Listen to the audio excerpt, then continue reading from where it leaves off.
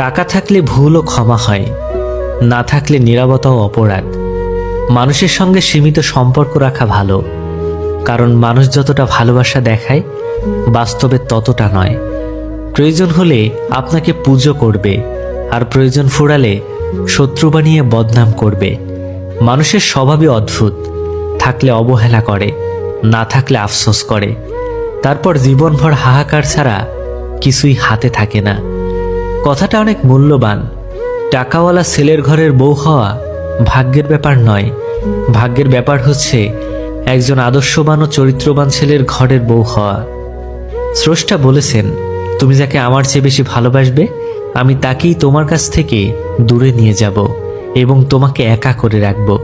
তিনি আরও বলেছেন, কখনো বলবে না আমি তোমাকে ছাড়া বাঁচব না, তবে আমি তাকে ছাড়াই তোমাকে বাঁচাবো এবং পেছনের অনুগত সব আবেগ কেড়ে নিয়ে তোমাকে দিব্যি সামনে নিয়ে যাব।